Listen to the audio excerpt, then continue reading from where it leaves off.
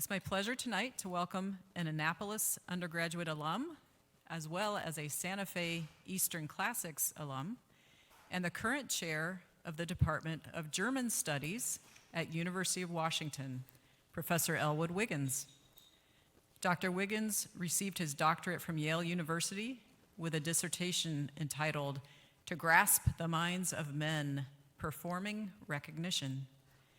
He has published numerous books, chapters, and articles on an extraordinarily wide range of topics and authors, including Aristotle and Du Bois, Sophocles, and Adam Smith. His work also includes translations from German to English, including Belshazzar, a Handel oratorium. He has directed several stage productions over the years, including a St. John's production of Troilus and Cressida, which must have occurred on this very stage. Is that true? In the Great Hall. Please join me in welcoming Dr. Wiggins.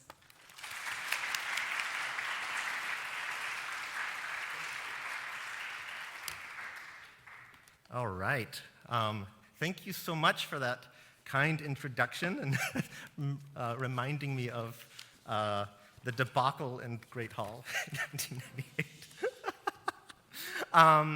Yes, so I was actually just thinking of the last time I was on this stage. It was 1998, the reality party of that year. They had a KISS cover band back here. And so that's the image that I have in my mind, the painted faces, the big hair. And I wish I could give that to you tonight. But yeah, I can't. I have two thank yous.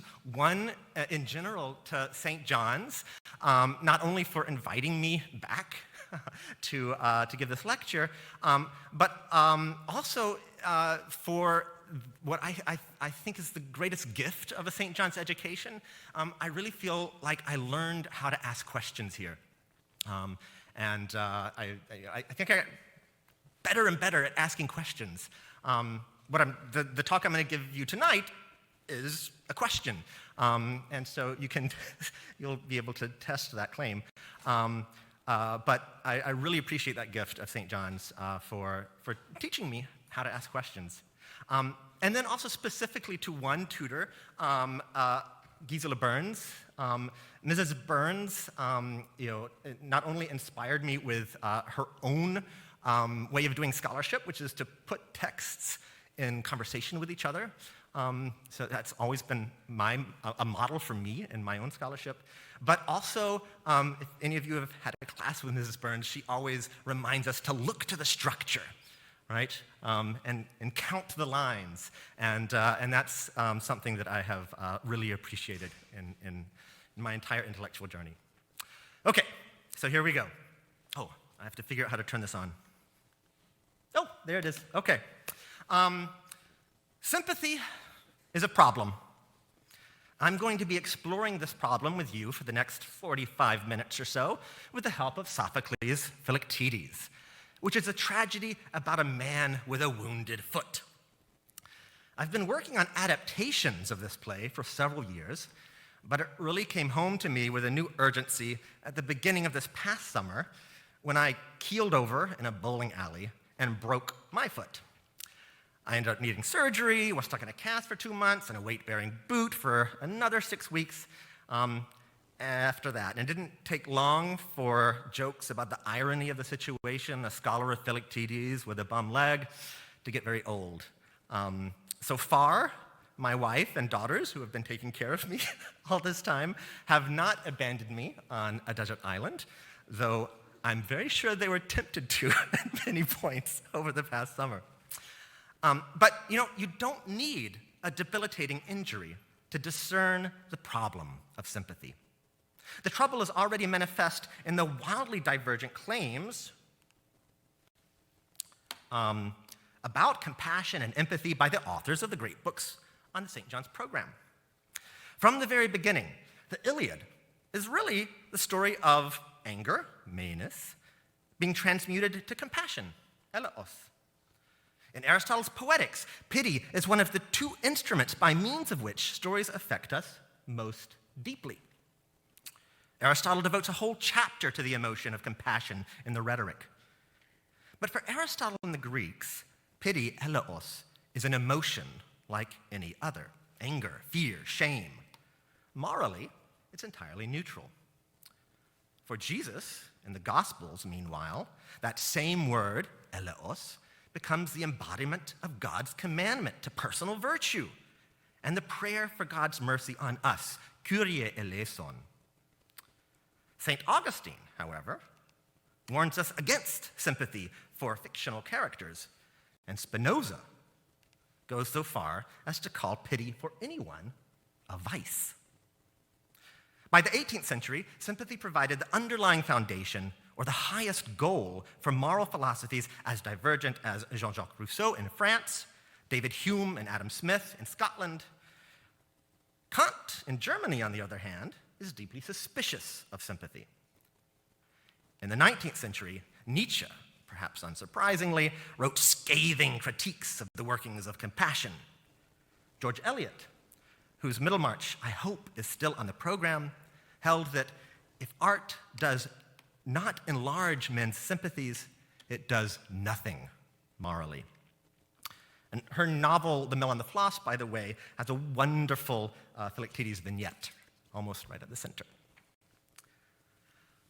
A similar divide is represented in current debates by literary scholars and philosophers of art who see the experience of sympathy as either expanding moral horizons or reinforcing prejudice. Could give you just a quick and dirty tour through the role that sympathetic productions of different identities have had in the struggle for civil rights for different groups, starting with the fight for the Jewish emancipation in the 18th century. Lessing's Nathan the Wise played a huge role in making people in Germany and Europe more accepting of Jews, their neighbors, to the point where in the 19th and early 20th century, Nathan the Wise was required reading in most German schools. So German children grew up reading this very moving story about this very admirable and sympathetic Jew. So sympathy is good, right? But of course, this is the same country that perpetrated the Holocaust on those same Jews. Right? The story can be retold over and over again. In America, the struggle for emancipation for blacks and the civil rights for blacks. Uncle Tom's Cabin was a sympathetic portrayal of a slave that changed millions of people's minds, right? Abraham Lincoln actually invited Harriet Beecher Stowe to the White House and said, "This woman is responsible for the war that we're fighting. Nobody would be fighting it without her." But within a few decades of that war, the same images were being used to reinstate Jim Crow laws and to create images of blacks that did real damage to them for generations. We can tell the same story with animals. We can tell the same story with LGBTQ and the rights of queer communities. When I was a student here in 1998, if you surveys about whether there should be gay marriage in this country were the huge majorities were against it, right? Within just a couple decades, largely sociologists think because of the representation of queer people in popular media, that attitude changed radically, right? So again, sympathy is great, right? But look at where we are now in the 2020s, when many of those rights are being endangered across the same country. So these are the stakes of my question about the moral efficacy of sympathy that we'll be exploring with Sophocles Philoctetes. But lest you wonder what an ancient Greek tragedy could have to do with all these modern civil rights struggles, think about how not very long ago, in 2020, Sick and vulnerable people across the globe were sequestered and isolated, some without human contact for unforeseeable durations, sometimes left to die alone. The ancient myth of Philoctetes, whose incurable wound led to his abandonment on a desert island, is a striking emblem of the solitude, terror, and pain of those confined during the COVID-19 pandemic. In adaptations of this play over the ages, Philoctetes has become an avatar for many suffering people, traumatized veterans, disabled persons, patients during the AIDS epidemic, political refugees, the queer community, marginalized minorities, and victims of Western colonialism. By projecting various afflictions onto the separating wound of Philoctetes, artists force audiences to confront the power and the limits of their capacity for sympathy. Tonight, though, we'll be talking about one particular version of the myth, Sophocles' tragedy, that set the template for all these later adaptations. Before we jump into a discussion of the text, however, we should get our terms straight. This is the discourse history of the family of words for sympathy, compassion, pity, empathy, fellow feeling, commiseration, mercy, and so on, is incredibly complex. Everyday usage of these words is impossibly messy. But it's important to distinguish a couple distinct phenomena. To make sense out of today's talk, let's agree to mean the following. Whoops. There we go. So when I use the word compassion, I'll mean feeling for another person's pain. When I say empathy, I'll mean feeling with another person's emotion of any type. And sympathy will be a general catch-all term for when I don't want to distinguish between those two. Now, these choices are complicated by the lexical history of the words in English. Compassion, feeling for another suffering. The emotion eleos, that Aristotle examines in the Poetics and Rhetoric, which would rightly be translated, I think, as compassion, is rendered as pity in most English translations, even though it's rendered as pity in most English translations. Pity has accrued increasingly negative connotations of contempt in the decades and centuries since Aristotle was first translated into English in the 17th and 18th centuries. But once a discourse is established, it's hard to break terminological habits, especially for philologists of ancient languages. So pity will still be a synonym for compassion in this talk. Empathy, feeling with another's emotions. The word empathy is surprisingly new.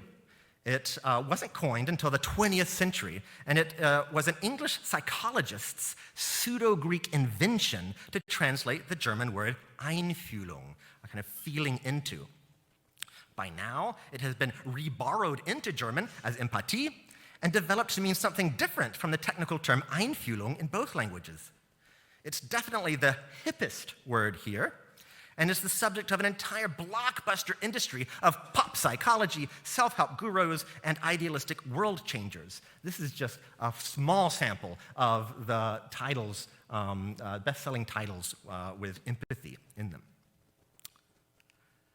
Sympathy, meanwhile, sometimes ambiguity is both necessary and called for, and that is when I'll use sympathy. One note, though, about sympathy, for the British moral sense philosophers in the 18th century, the word sympathy really meant what we today normally refer to as empathy, a feeling with, okay? So, before we get into how sympathy works in the play, let me recap the story briefly for you. For upperclassmen, it might not be fresh in your memory. For freshmen, I'm afraid they're going to be spoilers. But as Greek audiences always knew the stories they saw dramatized in the theatrical festivals, I'm just getting you ready to experience the play next semester as a Greek. Philoctetes was a Greek warrior who joined his fellows on the expedition to Troy. On the way, however, he injured his foot, in most versions by snakebite. The wound festered and led to excruciating pain. Philoctetes' miserable groans were so loud and the stench of his rotting flesh so foul that his fellow Greeks follow Odysseus' advice to abandon him on the island of Lesbos instead of taking him along to Troy. 9 years later, though, after Hector, Achilles, and Ajax have all died, and the war still drags on with no end in sight, a prophecy declares that Troy cannot be taken without Philoctetes and his bow, which had been a gift from Heracles. Now, all three great Attic tragedians wrote a Philoctetes tragedy in which Odysseus must bring the bitter archer back to Troy. In Sophocles' version, the only complete one we have, Odysseus brings Achilles' son, Neoptolemus, along and convinces the young hero to trick Philoctetes into giving him the bow. Now, this is Sophocles' major innovation that allows the play to become a testing ground for compassion. Odysseus' pen backfires when Neoptolemus is so moved with pity for the suffering Philoctetes that he renounces deception, returns the bow, and determines to be an honest hero. But no amount of persuasion or promise of a cure can convince Philoctetes to join the Greeks, and only the deus ex machina of Heracles' appearance finally resolves the standoff. Now, there are two contradictory ways to read Sophocles' Philoctetes. A common interpretation of the play involves a story of Neoptolemus coming to know himself and his true heroic nature of honesty and fair play, in contrast to Odysseus' tutelage in the ways of deception, by means of his encounter with the noble, suffering Philoctetes. By feeling compassion, Neoptolemus is led to recognize his own virtuous nature as the son of Achilles. In this reading, Neoptolemus' pity for Philoctetes is instrumental in the moral education of the hero. This has been the dominant reading since the 18th century, and it amounts to a triumph of humanism. But another interpretation also suggests itself. The very fact that the play has to end in a deus ex machina shows the limits of rational discourse and sentimental virtue. Unlike Achilles in the final book of the Iliad, Philoctetes refuses to let his anger for his enemy, Odysseus, be transferred into another emotion or otherwise reasonably diminished. Without the divine appearance of Heracles, the play would end in abject failure. All of Neoptolemus' newfound heroic virtue is no match for Philoctetes' trauma and hatred. One of the great strengths of Sophocles' play is that it allows for, and in fact demands, both the triumphant humanist reading of the power of pity and the sober reflection on the limits of human agency, virtue, and rational discourse. So let's take up the play's invitation to think critically about the dynamics of sympathy that it sets in motion on stage. It's easy to see why moral philosophers like Martha Nussbaum make Neoptolemus the poster child for the positive effects of compassion. He approaches Philoctetes intent on tricking and cheating him, but once he feels sorry for the suffering man, Neoptolemus changes his mind, tells the truth, and eventually even returns the stolen bow. In her repeated analyses of the play, this is Nussbaum's principal illustration of the moral efficacy of compassion. For Nussbaum, compassion, feeling for another's suffering, is an emotion with a universal ethical force. Empathy, on the other hand, feeling with another's emotions, is morally neutral. Compassion involves judgment and cognition. Empathy is an automatic response, almost like a contagion of emotions. Nussbaum sees compassion at work in Philoctetes, but not empathy. We'll come back to Nussbaum's claims later on, but first let's look a little closer at the effect that the wounded warrior has on the young man. From the beginning of their encounter, Philoctetes explicitly asks for compassion. In fact, Philoctetes' narration of his own story reads like a tour de force of courtroom oration. He effectively finds himself in a juridical situation. He must convince his would-be saviors that his original punishment and abandonment were unjust and that he deserves exoneration. His object is to convince the Greeks to convey him off the island, and to do so, he must make them feel pity. Philoctetes makes this goal explicit in this very first appearance on stage. take pity on an unhappy man. In building the case for compassion in his narrative speech, he seems to have taken notes from Aristotle, whose 3 cognitive judgments, constitutive of pity, he ticks off one by one. The suffering that he has undergone is serious, is undeserved. I didn't make it happen, and it could happen to you too. The efficacy of Philoctetes' speech is immediately evident in the first response that it elicits from the chorus. I think that I too, like the strangers who came here, feel pity for you, son of Poias. Of course, the practical aid of their compassion is simultaneously rendered suspect with its comparison to that of previous visitors to the island, none of whom were ever moved to deliver Philoctetes from his lonely exile. The chorus is perhaps a little too ready with their compassion. They had already felt sorry for Philoctetes during their first appearance on stage, before they ever beheld him or listened to his appeal. They later urged Neoptolemus to join them in their sympathy. Take pity on him, my lord. Despite these fulsome expressions of commiseration, they do not hesitate to urge Neoptolemus to abandon Philoctetes the moment that he falls unconscious after handing over the bow. Basically, they say, now you got the bow, let's skedaddle and leave this poor sucker to die. Their pity is glibly expressed and quickly expires. In contrast, Neoptolemus does not respond to Philoctetes' narrative speech with any discernible sympathy at first. Instead, he uses the opportunity to segue into his own deceitful production by invoking a different emotion, anger. After the chorus's compassionate reaction, he begins, and I myself can corroborate your words, knowing that they are true, having, like you, found the sons of Atreus and Odysseus are evil men. As if on cue in the play that Neoptolemus is putting on, Philoctetes answers, have you also a complaint against the sons of Atreus, so that you are angry at your treatment? This opening allows Neoptolemus to launch into his act to gain the older man's trust and bow. The theatricality of Neoptolemus' ruse goes beyond mere histrionics. One scholar has even analyzed the elaborate deception as a play within a play, which he dubs Angry Neoptolemus. He convincingly argues that the many drama Neoptolemus stages exhibit specific characteristics of tragedy as practiced in 5th century Athens, and shows how the play helps to re-socialize Philoctetes. But this optimistic reading of the edifying force of tragic drama needs to be amended in 2 telling ways.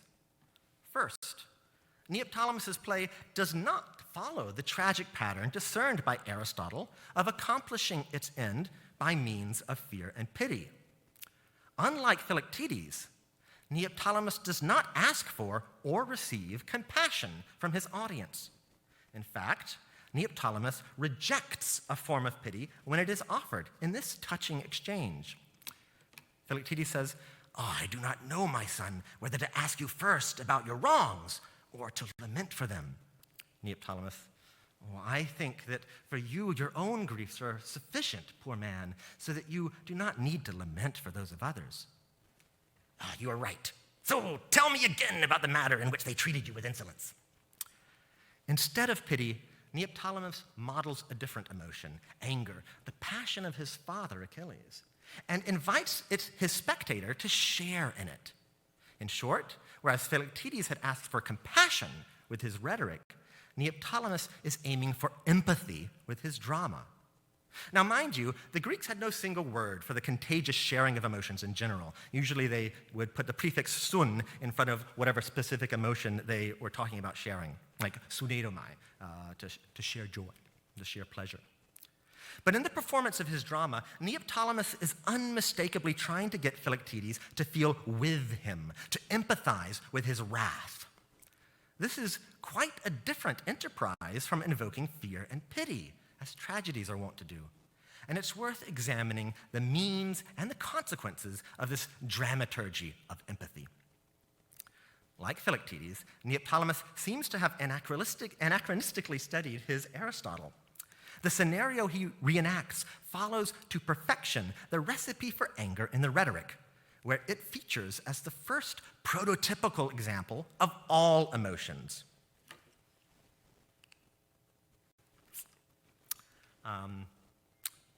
Let anger be understood as a desire, accompanied by pain, for revenge for a perceived belittling of oneself or anything of one's own, when that belittling is not appropriate. It's worth emphasizing here that Greek emotions are not matters of internal feelings like we moderns tend to assume, but rather are a precise scenario of external relations between people in the world. The definition and its elaboration lay out the threefold division of any emotion. 1, what sort of disposition makes people prone to anger? 2, whom they tend to get angry with? And 3, on what sorts of occasions? All three components, an offended person, the offending other, and the social framework that determines the grounds of offense, are both necessary and sufficient for the enactment of the emotion. Since if we had 2 of these, but not all of them, it would be impossible to produce anger. And similarly, all the other passions. So Aristotle is saying this is how all emotions work. As if to illustrate this triadic structure of the emotion, Philoctetes enumerates all 3 elements in his just quoted request.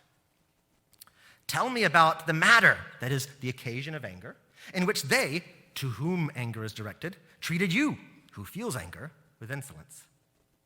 In order to demonstrate the emotion, Neoptolemus must recreate all the characters involved and its setting. He must quite literally reenact the scene of anger. In doing so, Neoptolemus turns out to be quite the consummate showman. Now, Odysseus had provided the bare bones of directorial notes for the plot, in both senses of the word, to deceive Philoctetes, but Neoptolemus improvises his scene with thespian panache. After detailing the conditions of his inappropriate belittling, the bestowal of Achilles' armor to Odysseus, Neoptolemus begins playing all the parts. He speaks the word of the Atreides and of Odysseus and repeats his own reply with narrating gestures. They, the sons of Atreus, spoke, alas, grievous words. Seed of Achilles, you may take your father's other possessions, but these arms have another master now, the son of Laertes. Bursting into tears, I at once rose up in grievous anger and in bitterness said, "Wretch, have you dared?" And Odysseus said, "Yes, boy." Right? Like a good actor, Neoptolemus, and the performer playing him, probably turns his body to cheat out in opposing directions for the exchange, becoming the different characters as he intones their words. A modern actor imitating anger will adopt the facial expressions and body language of an enraged individual. If she has been trained in Stanislavski's method, she may delve deep into her psyche, dredging up the memories of her own emotional past to channel her inner rage. Modern audiences will feel empathetic wrath if the actor plays her part well, triggering the brain's mirror neurons to simulate anger in their minds and bodies.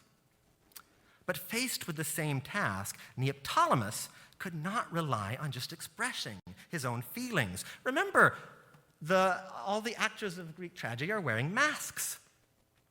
He had to reenact the entire scene of emotion in all its threefold division. If spectators are going to empathize with ancient Greek emotions, they will have to project themselves onto stage amid the other actors in a specific social situation. Philoctetes' first words after Neoptolemus' performance speak to its success.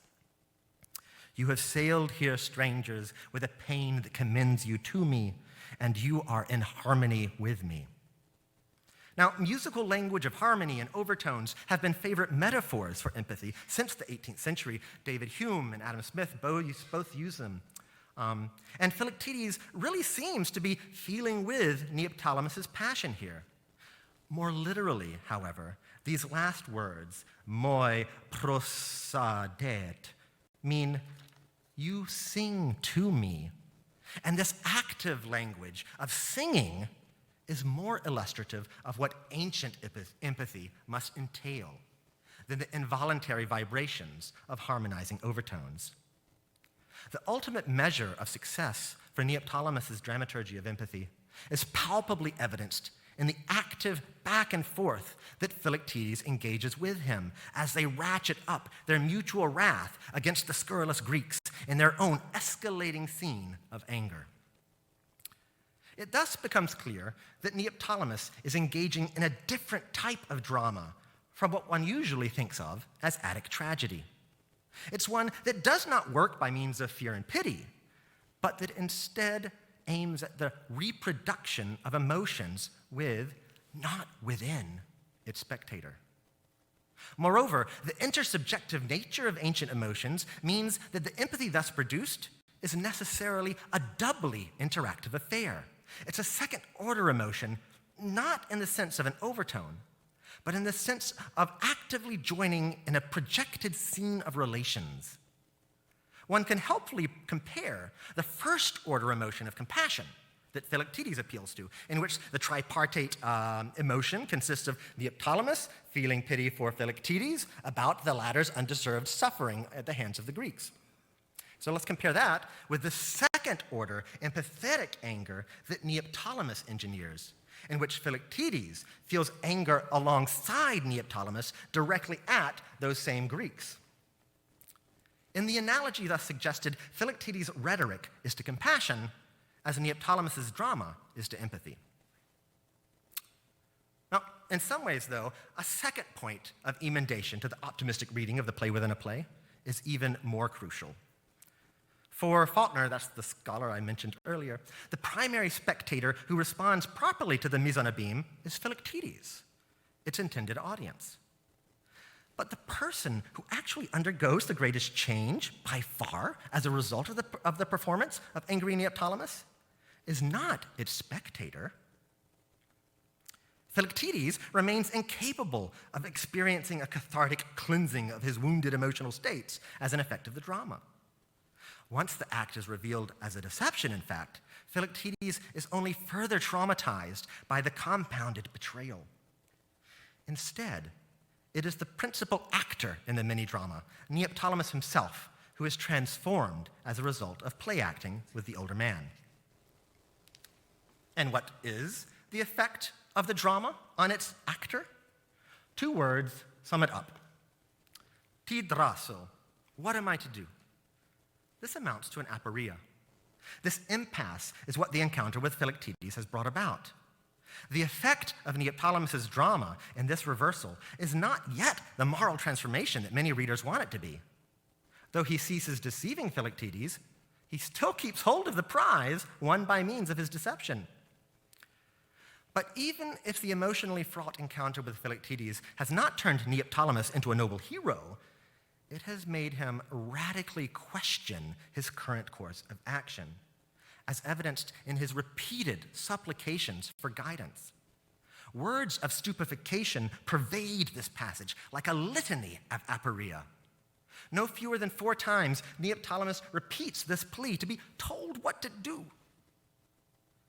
This new realization of ignorance is akin to the effect of a conversation with Socrates in the aporetic Platonic dialogues. His interlocutors start off confident that they know what courage or friendship or virtue is, but they end up having to acknowledge that they have no idea. Meno compares this effect of Socrates to the numbing sting of a torpedo fish.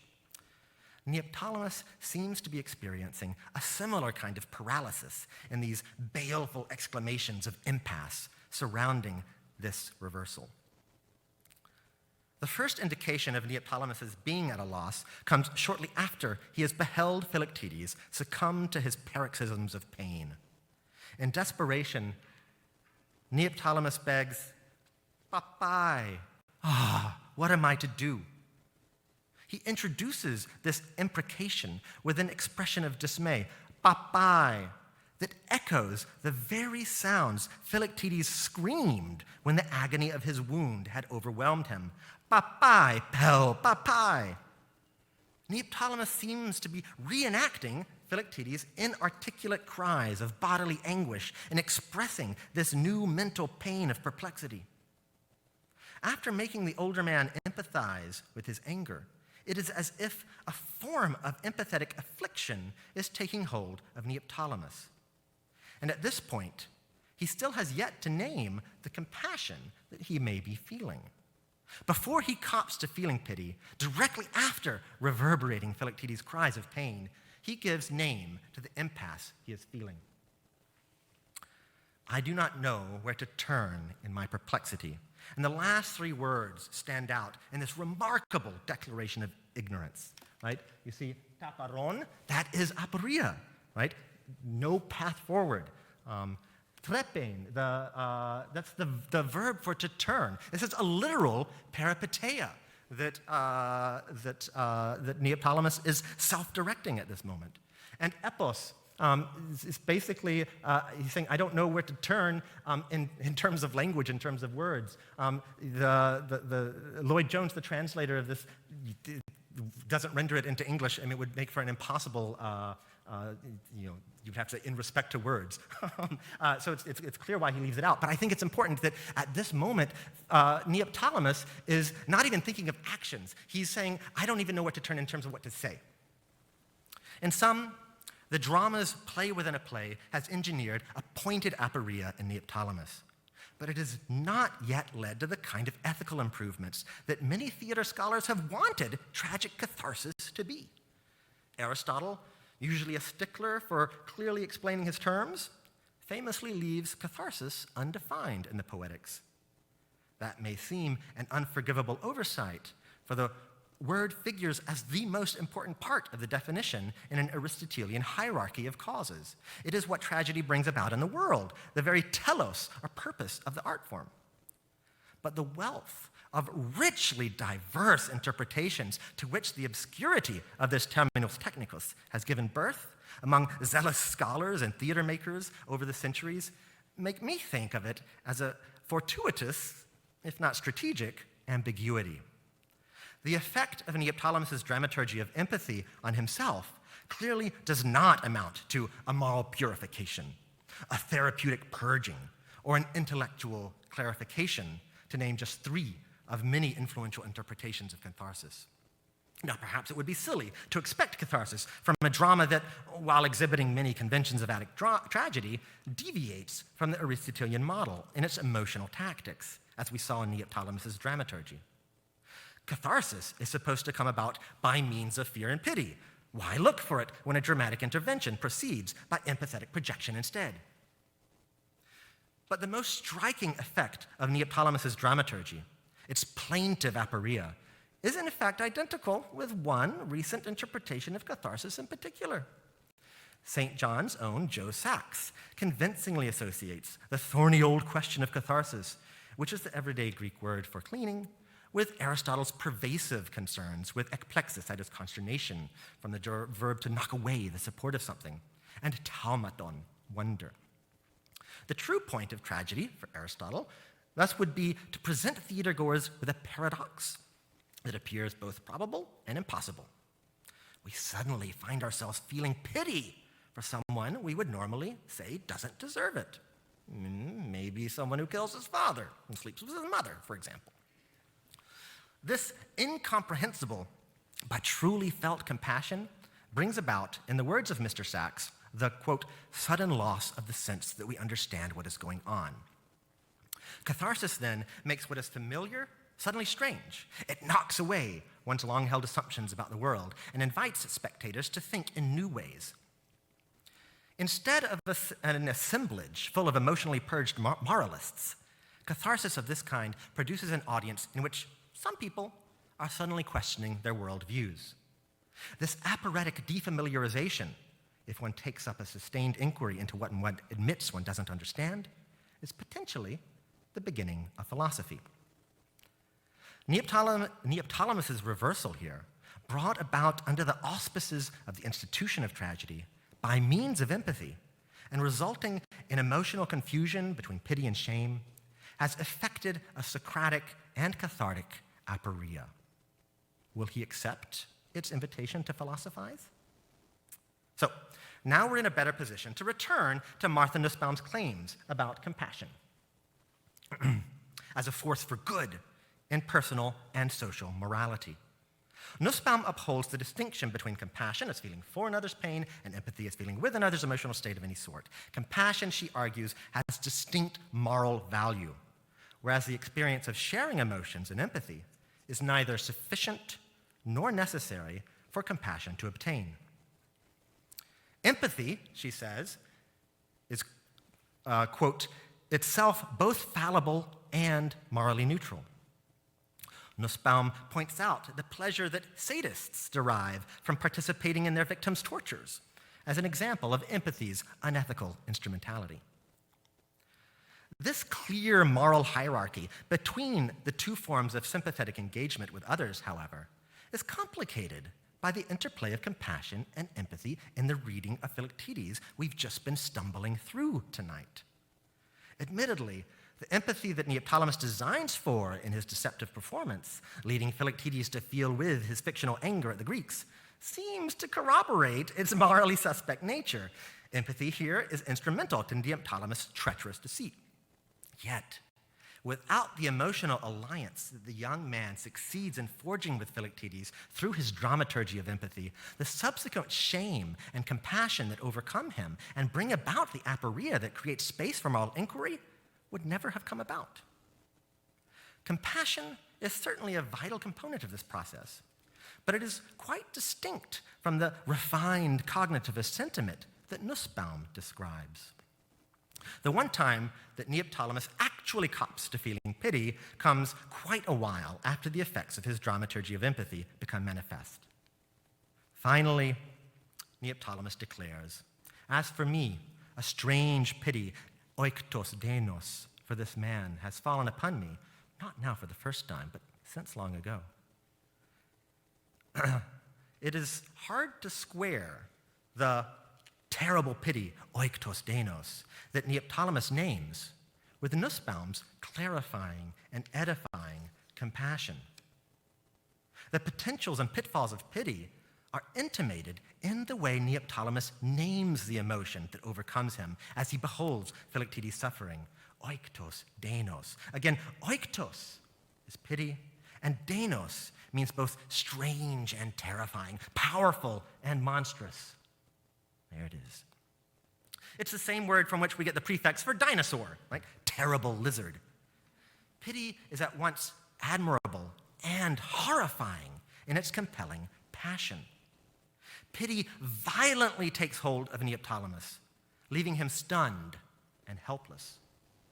The verb that Neoptolemus grasps for compassion's operation is empiptein, literally to fall on, and often in the sense of an attack or an ambush. The action of pity is violent and invasive. Neoptolemus has become a casualty of compassion. Only after he has left the stage and the oppressive presence of the object of his compassion is he able to deliberate on the correct moral action demanded of him. The ethical choice to return the bow takes place off stage, at a safe distance, out of sight and hearing from the affective histrionics of the wretched Philoctetes. Once he returns to the old man's company, the failure of rhetorically inflected compassion brings about yet another reversal, as empathy with the traumatized victim prompts him to commit to sail away from his civic duties to his fellow Greeks. Only the religious authority of Heracles' command prevents Neoptolemus' desertion. So, in Nussbaum's account, the cognitive judgments of compassion have the character of free yet normative choices. And that's precisely what we don't see pity or compassion doing in this play. All right? Nussbaum's compassion is Kantian in its freely chosen compliance with a universal moral will. In Kant's nuanced phenomenology of sympathy, he differentiates Teilnehmung, that is participation, from Mitleidenschaft, with passion. Right? The former is the capacity and will to share in others' feelings, which is free, based on practical reason, and figures as a moral duty, albeit a conditional one. This aligns with Nussbaum's compassion. The latter is a natural susceptibility for mutual feelings of enjoyment or pain. Clearly, this amounts to what we now call empathy. It is involuntary and therefore cannot be morally obligatory. This taxonomy of sympathy maps precisely onto Nussbaum's division between compassion and empathy. A close reading of the ways that sympathy shows up in Philoctetes, however, reveals striking discrepancies between Nussbaum's account and her favorite literary example of it in action. The experience of compassion that Neoptolemus undergoes exercises an involuntary, compulsory force, oiktos denos. Neoptolemus feels compassion's menacing duress, not its liberating moral agency. None of this is to deny Nussbaum's insistence on the vital role that sympathy plays in Sophocles' drama. But both in the unqualified moral efficacy she claims for compassion and in the clear hierarchical distinction she makes between empathy and compassion, the play serves as much to complicate as to corroborate her categories. As a final reflection on the complexities of the play's representation of the effects of sympathy, I'll close with just two final points. All right? Let's compare Neoptolemus before and after his dramatic education in compassion. First, the before. What is this heroism that Neoptolemus abandons and has to rediscover? In the first scene, Neoptolemus is complaining to Odysseus that the older man's plan sounds suspiciously underhanded, and he wants no part of it. This is Neoptolemus's idea of a heroic alternative. But I'm ready to take the man by force instead of deceit. On 1 foot, he won't get the best of us, who are so many. Basically, Neoptolemus is saying, I don't want to do anything dishonorable like lying, so why don't we all just gang up on him and beat him up? He's just one guy and a cripple, while there are a lot of us, and we're very strong. That would be fair, right? That's my own paraphrase. The heroic ideal imagined by Achilles' son is one of bullying violence. Okay, next, let's look at the after. Recall that no one before Sophocles had thought to attach the character of Neoptolemus to the story of Odysseus' retrieval of Philoctetes and his bow.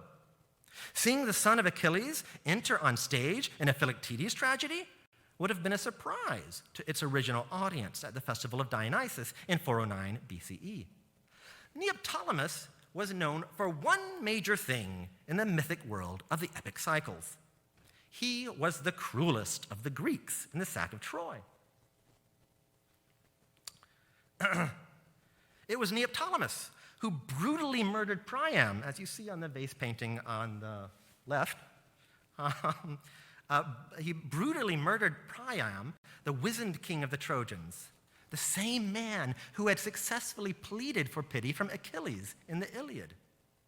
Neoptolemus also killed Astyanax, the infant son of Hector, carried out the human sacrifice of Polyxena, and enslaved and raped Andromache, Hector's wife.